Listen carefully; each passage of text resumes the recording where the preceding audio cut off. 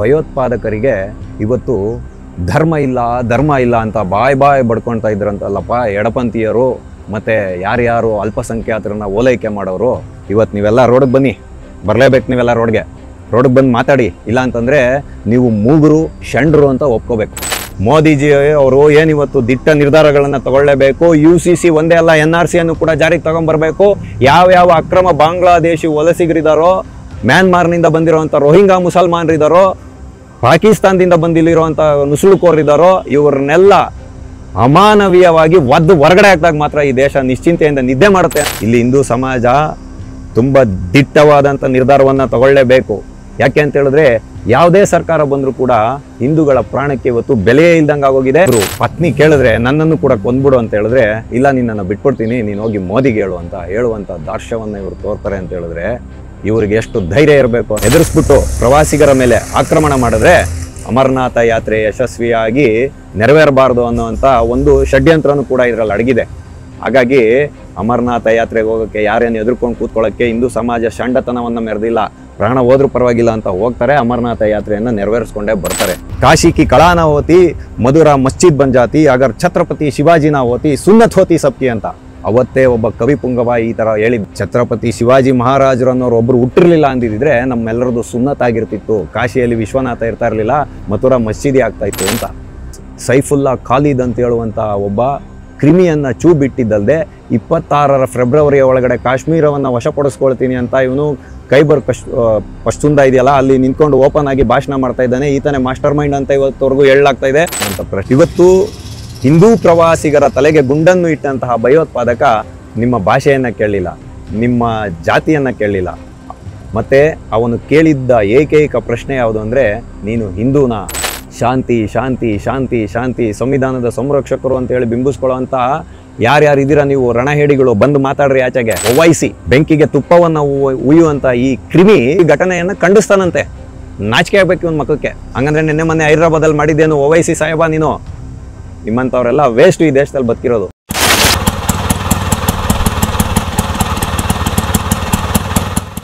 TV ವಿಕ್ರಮದ ಸಮಸ್ತ ವೀಕ್ಷಕರಿಗೆ ಆಟೋವಾಲ ಕಾರ್ಯಕ್ರಮಕ್ಕೆ ಆತ್ಮೀಯವಾದ ಸ್ವಾಗತ.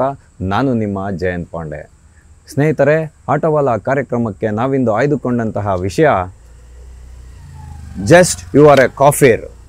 ನೀನು ಕೇವಲ ಕಾಫೀರನ್ನು ಮಾತ್ರ. ಭಯೋತ್ಪಾದಕರಿಗೆ ಇವತ್ತು ಧರ್ಮ ಇಲ್ಲ ಅಂತ ಬಾಯ್ ಬಡ್ಕೊಳ್ತಾ ಇದ್ರಂತಲ್ಲಪ್ಪ ಎಡಪಂಥೀಯರು ಮತ್ತು ಯಾರ್ಯಾರು ಅಲ್ಪಸಂಖ್ಯಾತರನ್ನ ಓಲೈಕೆ ಮಾಡೋರು. ಇವತ್ತು ನೀವೆಲ್ಲ ರೋಡಿಗೆ ಬನ್ನಿ, ಬರಲೇಬೇಕು ನೀವೆಲ್ಲ ರೋಡ್ಗೆ ಬಂದು ಮಾತಾಡಿ. ಇಲ್ಲ ಅಂತಂದರೆ ನೀವು ಮೂಗರು ಷಂಡ್ರು ಅಂತ ಒಪ್ಕೋಬೇಕು. ಯಾಕೆ ಅಂತ ಹೇಳಿದ್ರೆ ನೀವೆಲ್ಲ ಇಷ್ಟು ದಿನ ಯಾವುದಾದ್ರೂ ಭಯೋತ್ಪಾದಕ ದಾಳಿ ನಡೆದಾಗ ಏನಂತ ಇದ್ರಿ? ಭಯೋತ್ಪಾದಕರಿಗೆ ಯಾವುದೇ ಧರ್ಮ ಇಲ್ಲ ಅಂತ ಹೇಳ್ತಾ ಇದ್ರಲ್ಲ. ಇವತ್ತು ಅದೇ ಭಯೋತ್ಪಾದಕರು ನಿಮ್ಮಂಥ ರಣಹೇಡಿಗಳಿಗೆ ಒಂದು ಸ್ಪಷ್ಟವಾದ ಸಂದೇಶವನ್ನು ರವಾನೆ ಮಾಡಿದ್ದಾರೆ. ನಿನ್ನೆ ಜಮ್ಮು ಕಾಶ್ಮೀರದ ಪಹಲ್ಗಾಮ್ನಲ್ಲಿ 3 ಗಂಟೆ ಮಧ್ಯಾಹ್ನದಲ್ಲಿ ಬೈಸರನ್ ವ್ಯಾಲಿಯಲ್ಲಿ, ಅಂದರೆ ಮಿನಿ ಸ್ವಿಟ್ಜರ್ಲ್ಯಾಂಡ್ ಅಂತ ಕರೆಯುವಂಥ ಪ್ರದೇಶದಲ್ಲಿ ಏನು ಭಯೋತ್ಪಾದಕ ದಾಳಿ ನಡೀತು, ನಂಬರ್ ಪ್ಲೇಟ್ಗಳಿಲ್ಲದೆ ಇರೋವಂಥ ಬೈಕ್ಗಳನ್ನು ಎತ್ಕೊಂಡ್ಬಂದು ಪಟಾನಿ ಸೂಟ್ಗಳು, ಅಂದರೆ ಉದ್ದುದ್ದ ಸೂಟ್ಗಳಾಗ್ತಾರಲ್ಲ ಅಫ್ಘಾನಿಸ್ತಾನದವ್ರ ಥರದಲ್ಲಿ, ಆ ಥರ ಸೂಟ್ ಹಾಕ್ಕೊಂಬಂದು AK-47ಗಳನ್ನು ಕೈಯಲ್ಲಿ ಹಿಡಿದು ಪ್ರತಿಯೊಬ್ಬ ಹಿಂದೂ ಪುರುಷರನ್ನು ಅಟ್ಯಾಕ್ ಮಾಡಿ ಅವರ ID ಕಾರ್ಡನ್ನು ಚೆಕ್ ಮಾಡಿ ಅವರ ಧರ್ಮ ಮತ್ತು ಹೆಸರನ್ನು ಕೇಳಿದ್ದಲ್ಲದೆ, ನಾವು ಈ ಮಾತನ್ನು ಮಾಧ್ಯಮದಲ್ಲಿ ಹೇಳಬಾರ್ದು, ಆದರೆ ಒಳವಸ್ತ್ರವನ್ನು ಬಿಚ್ಚಿ ಸುನ್ನತ್ತಾಗಿದೆಯೋ ಇಲ್ಲೋ ಅಂತ ಕನ್ಫರ್ಮ್ ಮಾಡಿಕೊಂಡು ತಲೆಗೆ ಗುಂಡಿಟ್ಟು ಡಮಾರ್ ಅನಿಸಿರೋದು. ಇದನ್ನು ಹೇಳೋಕ್ಕೆ ಆಕ್ರೋಶ ಅಲ್ಲ, ಪದಗಳಿಲ್ಲ ವರ್ಣನೆ ಮಾಡೋಕ್ಕೆ. ಇದು ಸಮಸ್ತ ಹಿಂದೂ ಸಮಾಜ ತಲೆ ತಗ್ಗಿಸಿ ನಿಲ್ತಕ್ಕಂತಹ ಒಂದು ಪ್ರಮೇಯ ಎದುರಾಗಿದೆ. ಈ ದೇಶದಲ್ಲಿರೋ ಪ್ರತಿಯೊಂದು ರಾಜಕೀಯ ಪಕ್ಷ, 547 ಜನ ಸಾಂಸದರು ಏನಿದ್ದಾರೆ, ರಾಜ್ಯಸಭಾ ಸದಸ್ಯರೇನಿದ್ದಾರೆ, ಸಮಸ್ತ ರಾಜ್ಯಪಾಲರೇನಿದ್ದಾರೆ, ಸಮಸ್ತ ಮುಖ್ಯಮಂತ್ರಿಗಳೇನಿದ್ದಾರೆ, ಎಲ್ಲ ರಾಜಕೀಯ ಪಕ್ಷಗಳ ನಾಯಕರು ಏನಿದ್ದೀರಾ, ಧುರೀಣರೇನಿದ್ದೀರಾ, ನೀವೆಲ್ಲರೂ ತಲೆ ತಗ್ಗಿಸಿ ನಿಲ್ಲುವಂತಹ ಪ್ರಮೇಯ ಇವತ್ತು ಎದುರಾಗಿರೋದು. ನಿನ್ನೆ 27 ಜನರನ್ನು ಗುಂಡಿಕ್ಕಿ ಹತ್ಯೆ ಮಾಡ್ತಾರೆ. ನಾನಿಲ್ಲಿ ಯಾವ ರಾಜ್ಯದವರು ಯಾವ ಭಾಷೆಯವರು ಅಂತ ನಾನಿಲ್ಲಿ ತಗೊಳಕ್ಕೆ ಹೋಗಲ್ಲ. 27 ಜನರು ಕೂಡ ಇವಾಗವರೆಗೂ ಮಾಹಿತಿ ನಾನು ಈ ವಿಡಿಯೋ ಮಾಡುವಾಗ ಇರುವಂಥ ಅಪ್ಡೇಟ್ ನನ್ನ ಹತ್ರ 27 ಜನರು. ಆ 27 ಜನರನ್ನು ಗುಂಡಿಕ್ಕಿ ಹತ್ಯೆ ಮಾಡಿದಾರಲ್ಲ, ಅದರಲ್ಲಿ ಒಬ್ಬರು ಪತ್ನಿ ಕೇಳಿದ್ರೆ ನನ್ನನ್ನು ಕೂಡ ಕೊಂದ್ಬಿಡು ಅಂತ ಹೇಳಿದ್ರೆ, ಇಲ್ಲ ನಿನ್ನನ್ನು ಬಿಟ್ಬಿಡ್ತೀನಿ, ನೀನು ಹೋಗಿ ಮೋದಿಗೆ ಹೇಳು ಅಂತ ಹೇಳುವಂಥ ದಾರ್ಶ್ಯವನ್ನು ಇವರು ತೋರ್ತಾರೆ ಅಂತ ಹೇಳಿದ್ರೆ ಇವ್ರಿಗೆ ಎಷ್ಟು ಧೈರ್ಯ ಇರಬೇಕು ಅನ್ನೋದನ್ನು ಇವತ್ತು ಸಮಸ್ತ ಭಾರತೀಯರು ನಮ್ಮ ಮುಂದೆ ಪ್ರಶ್ನೆಯನ್ನು ಇಟ್ಕೊಳ್ಬೇಕು. ಯಾಕೆ ಅಂತ ಹೇಳಿದ್ರೆ ಅವತ್ತೇನೆ ಛತ್ರಪತಿ ಶಿವಾಜಿ ಮಹಾರಾಜರೇ ಹಿಂದವಿ ಸ್ವರಾಜ್ಯ ಸ್ಥಾಪನೆ ಮಾಡೋವಾಗಲೇ ಒಬ್ಬ ಕವಿ ಒಂದು ಶಾಯರಿಯನ್ನು ಬರೆದಿಟ್ಟಿದ್ದ. काशी की कला ना होती मधुरा मस्जिद बन जाती अगर ಛತ್ರಪತಿ ಶಿವಾಜಿ ನಾ ಹೋತಿ ಸುನ್ನತ್ ಹೋತಿ ಸಬ್ಕಿ ಅಂತ. ಅಂದರೆ ಅವತ್ತು ಛತ್ರಪತಿ ಶಿವಾಜಿ ಮಹಾರಾಜರಂತಹ ದೇಶ ಪ್ರೇಮಿಗಳು, ಧರ್ಮ ಪ್ರೇಮಿಗಳು ಅವತ್ತು ಹಿಂದುತ್ವಕ್ಕೋಸ್ಕರ, ಈ ಭಾರತ ಮಾತೆಯ ಭೂಮಿಗೋಸ್ಕರ ತಮ್ಮ ಪ್ರಾಣವನ್ನು ತ್ಯಾಗ ಮಾಡಲಿಕ್ಕೂ ಹೆದರದೆ ಮೆಟ್ಟಿ ನಿಂತ್ರಲ್ಲ, ಅವತ್ತೇ ಒಬ್ಬ ಕವಿ ಪುಂಗವ ಈ ಥರ ಹೇಳಿದ್ದ. ಅಂದರೆ ಛತ್ರಪತಿ ಶಿವಾಜಿ ಮಹಾರಾಜರು ಅನ್ನೋರು ಒಬ್ಬರು ಹುಟ್ಟಿರಲಿಲ್ಲ ಅಂದಿದ್ದರೆ ನಮ್ಮೆಲ್ಲರದು ಸುನ್ನತ್ತಾಗಿರ್ತಿತ್ತು, ಕಾಶಿಯಲ್ಲಿ ವಿಶ್ವನಾಥ ಇರ್ತಾ ಇರಲಿಲ್ಲ, ಮಥುರಾ ಮಸೀದಿ ಆಗ್ತಾಯಿತ್ತು ಅಂತ.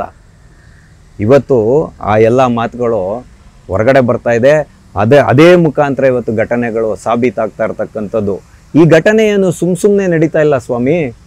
370ನೇ ವಿಧಿ ರದ್ದಾದಾಗ ಯಾವ ಕೃಪಾಪೋಷಿತ ನಾಟಕ ಮಂಡಳಿಗಳು ಅಲ್ಲಿ ಏನು ಸಕ್ರಿಯವಾಗಿ ಕೆಲಸವನ್ನು ಮಾಡ್ತಾಯಿತ್ತು ಕಾಶ್ಮೀರದ ಪ್ರತ್ಯೇಕತಾವಾದಕ್ಕೆ, ಅವ್ರಿಗೆ ಬಾಯಿಗೆ ಬೀಳ್ತಾ ಇದ್ದಂಥ ಗುಲ್ಕನ್ನು ಬನ್ನು ನಿಂತೋಯ್ತು, ಅಭಿವೃದ್ಧಿ ಬಂತು.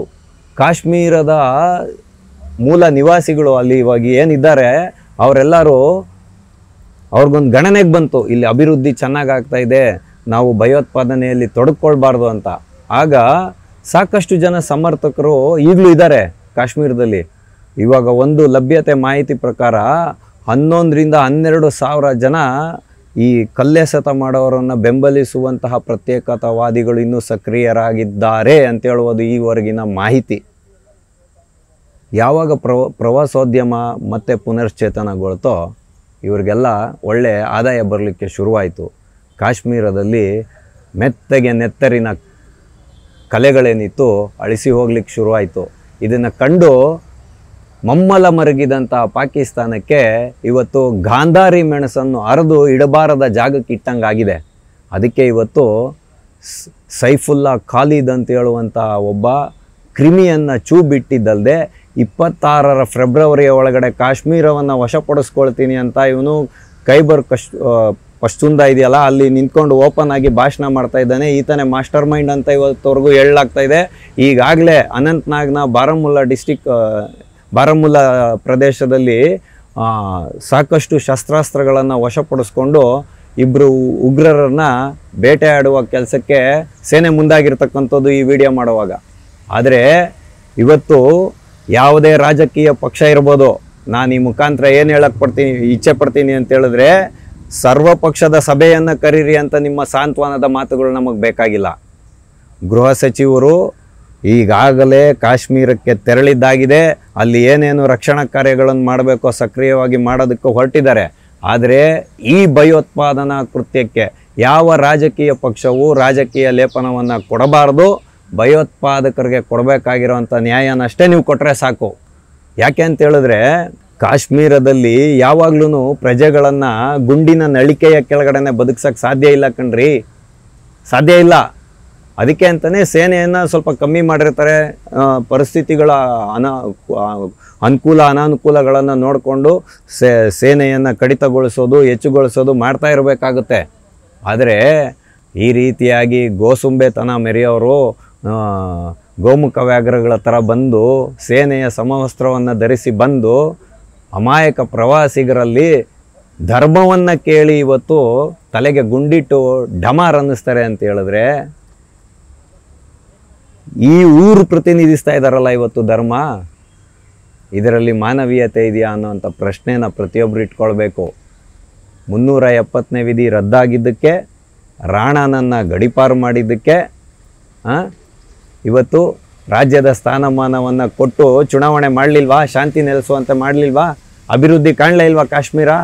ಆದರೆ ಈ ನಿನ್ನೆ ನನಗೆ ಒಂದು ಬೇಜಾರಾಗಿದ್ದ ವಿಷಯ ಏನು ಅಂತ ಹೇಳಿದ್ರೆ, ಆ ಬೈಸರನ್ ವ್ಯಾಲಿಯಲ್ಲಿರ್ತಕ್ಕಂತಹ ಏನು ವ್ಯಾಪಾರಿಗಳಿದ್ದಾರೆ ಅವ್ರು ಇವತ್ತರೆಗೂ ಹೇಳ್ತಾ ಇರ್ತಕ್ಕಂಥದ್ದು ಏನು ಅಂತ ಹೇಳಿದ್ರೆ ಹಮಾರ ರೋಜ್ಗಾರ್ ಚಲೆ ಜಾತಾ ಹೈ ಅಂತ ಹೇಳ್ತಾ ಇದ್ದಾರೆ.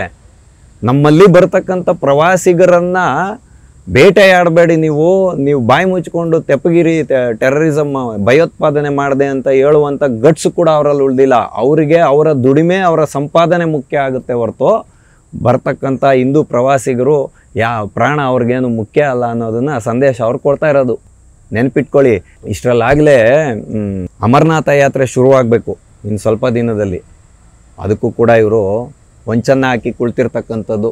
ಹೆದರಿಸ್ಬಿಟ್ಟು ಪ್ರವಾಸಿಗರ ಮೇಲೆ ಆಕ್ರಮಣ ಮಾಡಿದ್ರೆ ಅಮರನಾಥ ಯಾತ್ರೆ ಯಶಸ್ವಿಯಾಗಿ ನೆರವೇರಬಾರ್ದು ಅನ್ನೋವಂಥ ಒಂದು ಷಡ್ಯಂತ್ರನೂ ಕೂಡ ಇದರಲ್ಲಿ ಅಡಗಿದೆ. ಹಾಗಾಗಿ ಅಮರನಾಥ ಯಾತ್ರೆಗೆ ಹೋಗೋಕ್ಕೆ ಯಾರೇನು ಎದುರ್ಕೊಂಡು ಕೂತ್ಕೊಳ್ಳೋಕ್ಕೆ ಹಿಂದೂ ಸಮಾಜ ಷಂಡತನವನ್ನು ಮೆರೆದಿಲ್ಲ. ಪ್ರಾಣ ಹೋದ್ರೂ ಪರವಾಗಿಲ್ಲ ಅಂತ ಹೋಗ್ತಾರೆ, ಅಮರನಾಥ ಯಾತ್ರೆಯನ್ನು ನೆರವೇರಿಸ್ಕೊಂಡೇ ಬರ್ತಾರೆ. ಆದರೆ ಇನ್ನು ಉಳಿದಿರೋಂಥ ಅಂತಿಮವಾದಂತಹ ಒಂದು ಮಾರ್ಗ ಏನಾದರೂ ಇದ್ದರೆ ಈ ದುಷ್ಟ ಕ್ರಿಮಿಗಳನ್ನು ಒಡೆದು ಜನ್ನತ್ತಕ್ಕೆ ಕಳಿಸೋದಷ್ಟೇ. ಜನ್ನತ್ಕು ಬೇಜೋ ಭಾರತೀಯ ಸೇನೆ ಆ ದಿಟ್ಟವಾದ ಕ್ರಮವನ್ನು ತಗೊಳ್ಳುತ್ತೆ. ಆದರೆ ನಾವಿಲ್ಲಿ ಬಹುಮುಖ್ಯವಾಗಿ ಯೋಚನೆ ಮಾಡಬೇಕಾಗಿರೋದು, ಹಿಂದೂಗಳು ಇವತ್ತು ಹಿಂದೂ ಪ್ರವಾಸಿಗರ ತಲೆಗೆ ಗುಂಡನ್ನು ಇಟ್ಟಂತಹ ಭಯೋತ್ಪಾದಕ ನಿಮ್ಮ ಭಾಷೆಯನ್ನು ಕೇಳಲಿಲ್ಲ, ನಿಮ್ಮ ಜಾತಿಯನ್ನು ಕೇಳಲಿಲ್ಲ. ಮತ್ತು ಅವನು ಕೇಳಿದ್ದ ಏಕೈಕ ಪ್ರಶ್ನೆ ಯಾವುದು ಅಂದರೆ, ನೀನು ಹಿಂದೂನಾ, ನಿನ್ನ ಹೆಸರೇನು ಅನ್ನೋದನ್ನು ಕೇಳಿ ಐಡೆಂಟಿಟಿ ಕಾರ್ಡ್ಗಳನ್ನು ಚೆಕ್ ಮಾಡಿ ಅವರ ಒಳ ಉಡುಪುಗಳನ್ನು ಬಿಚ್ಚಿ ಸುನ್ನತ್ತಾಗಿದೆಯೋ ಇಲ್ವೋ ಅನ್ನೋದನ್ನು ಕನ್ಫರ್ಮ್ ಮಾಡಿಕೊಂಡು ತಲೆಯನ್ನು ಡಮಾರ್ ಮಾಡಿ ಇಹಲೋಕಕ್ಕೆ ಪಾರ್ಸಲ್ ಮಾಡಿದ್ದು. ಇದನ್ನು ಹೇಳುವಾಗ ಆಕ್ರೋಶ ಅಲ್ಲ, ಕರುಳಲ್ಲಿ ಖಾರದ ಪುಡಿ ಇಟ್ಟಂಗೆ ಆಗುತ್ತೆ. ಆದರೆ ತಿಳಿದೇ ಇರೋವಂಥ ಜನಕ್ಕೆ ತಿಳಿಸುವಂಥ ಪ್ರಯತ್ನವನ್ನು ಮಾಡಬೇಕಾಗಿರೋದು ಕೂಡ ಒಬ್ಬ ಜವಾಬ್ದಾರಿಯುತ ನಾಗರಿಕನಾಗಿ ನನ್ನ ಕರ್ತವ್ಯವೂ ಕೂಡ ಆಗಿರುತ್ತೆ. ಇವತ್ತು ಶಾಂತಿ ಶಾಂತಿ ಶಾಂತಿ ಶಾಂತಿ ಸಂವಿಧಾನದ ಸಂರಕ್ಷಕರು ಅಂತೇಳಿ ಬಿಂಬಿಸ್ಕೊಳ್ಳೋವಂಥ ಯಾರ್ಯಾರು ಇದ್ದೀರಾ ನೀವು ರಣಹೇಡಿಗಳು, ಬಂದು ಮಾತಾಡ್ರಿ, ಆಚೆಗೆ ಖಂಡನೆ ಮಾಡೋದು. ಒವೈಸಿ ಒಂದು ಕಡೆಗೆ ಬೆಂಕಿಗೆ ತುಪ್ಪವನ್ನು ಉಯ್ಯುವಂಥ ಈ ಕ್ರಿಮಿ ಇವತ್ತು ಇವನೊಬ್ಬ ಸಾಂಸದ, ಇವತ್ತು ಈ ಘಟನೆಯನ್ನು ಖಂಡಿಸ್ತಾನಂತೆ. ನಾಚಿಕೆ ಆಗಬೇಕು ಇವನ ಮಕ್ಕಕ್ಕೆ. ಒಂದು ಕಡೆ ವಕ್ಫ್ ಬೋರ್ಡ್ನ ಆಸ್ತಿನ ಕಬಳಿಸೋದಲ್ದಿರ ಇವತ್ತು ದೇಶದೆಲ್ಲೆಡೆ ಅರಾಜಕತೆಯನ್ನು ಸೃಷ್ಟಿ ಮಾಡೋದಕ್ಕೆ ಬೆಂಕಿಯಾಗೆ ತುಪ್ಪವನ್ನು ಸುರಿಯೋದಲ್ದಿರ ಈತ ಇವತ್ತು ಈ ಘಟನೆಯನ್ನು ಖಂಡಿಸ್ತಾನಂತೆ. ಇಂಥ ಘಟನೆ ಆಗಬಾರ್ದಂತೆ. ಹಂಗಂದ್ರೆ ನಿನ್ನೆ ಮೊನ್ನೆ ಹೈದ್ರಾಬಾದಲ್ಲಿ ಮಾಡಿದ್ದೇನು ಓವೈಸಿ ಸಾಹೇಬ, ನಿಮ್ಮಂಥವರೆಲ್ಲ ವೇಸ್ಟ್ ಈ ದೇಶದಲ್ಲಿ ಬದುಕಿರೋದು. ಇವತ್ತು ಯಾರು ಅಖಿಲೇಶ್ ಯಾದವ್, ಅರವಿಂದ್ ಕೇಜ್ರಿವಾಲ್, ಮಮತಾ ಬ್ಯಾನರ್ಜಿ, ಸ್ಟಾಲಿನ್, ತೆಲಂಗಾಣದ ಮುಖ್ಯಮಂತ್ರಿ ರೇವಂತ್ ರೆಡ್ಡಿ ಎಲ್ಲಪ್ಪ ಹೋಗಿದ್ದೀರಾ ನೀವೆಲ್ಲ? ಇವತ್ತು ಮಾತಾಡ್ತಿರಲ್ಲ. ತೇಜಸ್ವಿ ಯಾದವ್, ಚಂಪಾರನ್ ಬಿರಿಯಾನಿ ತಿನ್ನಿಸ್ತಾ ಇದ್ದಂಥ ಲಾಲೂ ಪ್ರಸಾದ್ ಯಾದವ್, ಎಲ್ರಿ ಇದ್ದೀರಾ ನೀವೆಲ್ಲ ಇವತ್ತು? ಓಮರ್ ಅಬ್ದುಲ್ಲಾ, ರಾಜ್ಯದ ಸ್ಥಾನಮಾನ ಕೊಡಬೇಕು, ನಮಗೆ ನಮ್ಮ ರಕ್ಷಣೆಯನ್ನು ನಾವೇ ಮಾಡ್ಕೊತೀವಿ, ಭದ್ರತೆ ವಿಷಯನೂ ಬಿಟ್ಕೊಡ್ಬೇಕು ಅಂತ ಹೇಳ್ತಾ ಇದ್ರಂತಲ್ಲ, ಇವತ್ತು ಎಲ್ಲಿದ್ದೀರಾ ನೀವೆಲ್ಲ? ಹಾಗಾಗಿ ಇಲ್ಲಿ ಹಿಂದೂ ಸಮಾಜ ತುಂಬ ದಿಟ್ಟವಾದಂಥ ನಿರ್ಧಾರವನ್ನು ತಗೊಳ್ಳೇಬೇಕು. ಯಾಕೆ ಅಂತ ಹೇಳಿದ್ರೆ ಯಾವುದೇ ಸರ್ಕಾರ ಬಂದರೂ ಕೂಡ ಹಿಂದೂಗಳ ಪ್ರಾಣಕ್ಕೆ ಇವತ್ತು ಬೆಲೆಯೇ ಇಲ್ದಂಗೆ ಆಗೋಗಿದೆ. ಹಂಗಾಗಿ ಇನ್ನು ಮುಂದೆ ಹಿಂದೂ ಸಮಾಜ ಒಂದು ತಮ್ಮ ಆತ್ಮರಕ್ಷಣೆಯನ್ನು ಮಾಡ್ಕೊಳೋದಕ್ಕೋಸ್ಕರ ಕೆಲವು ಸ್ವಸಂರಕ್ಷಣಾ ತರಬೇತಿಯನ್ನು ತಗೊಳ್ಳೋದು ತೀರಾ ಅವಶ್ಯಕ ಅಂತ ಕಂಡು ಬರ್ತಾ ಇದೆ. ಇವತ್ತು ಬೆಂಗಾಳಿ ಹಿಂದೂಗಳನ್ನು ಹತ್ಯೆ ಬಗ್ಗೆ ವಿಡಿಯೋ ಮಾಡಿದಾಗ ಕೆಲವು ಅಪಬ್ರುದರು, ಅಪ್ರಾಮಾಣಿಕರು, ದಂಗೆಕೋರರು ನನಗೆ ಕಾಮೆಂಟ್ ಹಾಕಿ ಕೇಳ್ತಾಯಿದ್ರು, ನಿನ್ನ ಥರ 1000 ವಿಡಿಯೋ ಮಾಡಿದ್ರು ಇದೇನು ನಿಲ್ಲೋದಿಲ್ಲ ಅಂತ. ಎಲ್ಲರೂ ಎಲ್ಲಿದ್ದೀರಾ ಅಲ್ಲೇ ಕೂತ್ಕೊಂಡು ಯೋಚನೆ ಮಾಡ್ರೋ.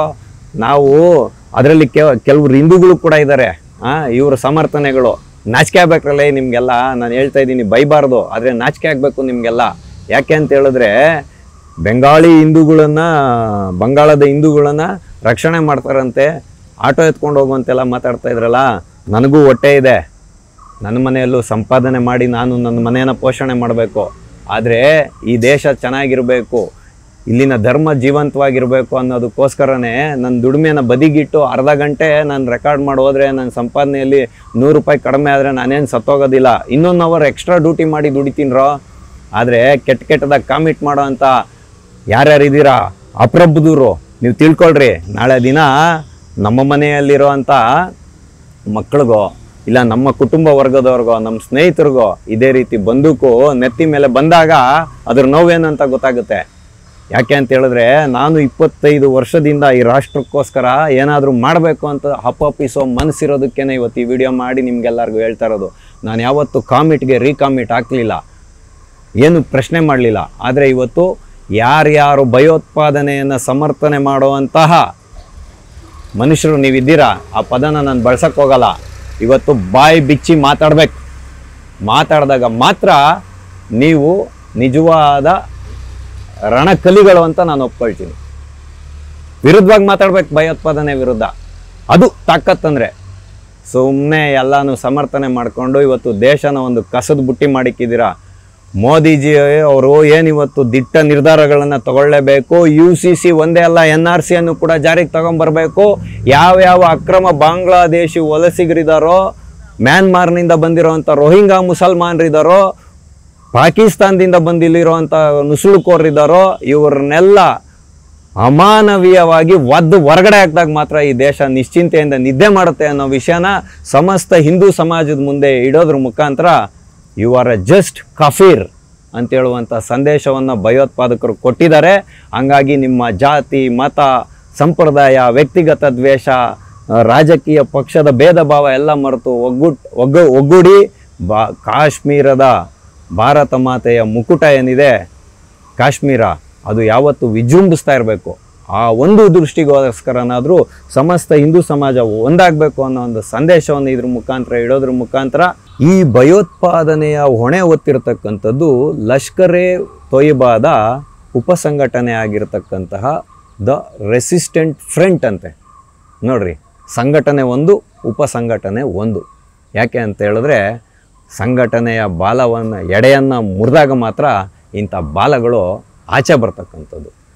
ಹಾಗಾಗಿ ಇವರು ನಾನಾ ರೀತಿಯ ಸಂಘಟನೆಗಳನ್ನ ಮಾಡಿಕೊಂಡು ಅದರ ಬಾಲ ತುಳಿದಾಗ ಇದು ಎಡೆ ಎತ್ತುತ್ತೆ, ಇದರ ಎಡೆಯನ್ನು ತುಳಿದಾಗ ಅದು ಬಾಲವನ್ನು ಎತ್ತಿ ಇಂಥ ಕುಕೃತ್ಯಗಳನ್ನು ಮಾಡ್ತಾರೆ. ಇಂಥ ಪೈಶಾಚಿಕ ಕೃತ್ಯ ಮೆರೆಯೋರಿಗೆ ಪೈಶಾಚಿಕವಾಗೇ ಉತ್ತರ ಕೊಡಬೇಕು. ಅದಕ್ಕೇ ಯೋಗಿ ಆದಿತ್ಯನಾಥ್ ಅವರು ಮೊನ್ನೆ ಹೇಳಿರ್ತಕ್ಕಂಥದ್ದು ಲಾತೋಂಕ ಬೂತ್ ಬಾತೋನ್ಸೆ ನೈಮ ಅಂತ.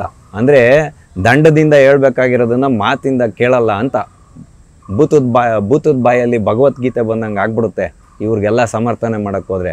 ಇದನ್ನು ಯಾರ್ಯಾರು ಸಮರ್ಥಕರಿದ್ದೀರಲ್ಲ ಮಾತಾಡ್ರಿ, especially Prakash Rai and Kamal Haasan. Where are you man? Come out from your house, talk in a road against of the terrorism. Shame on you fellows.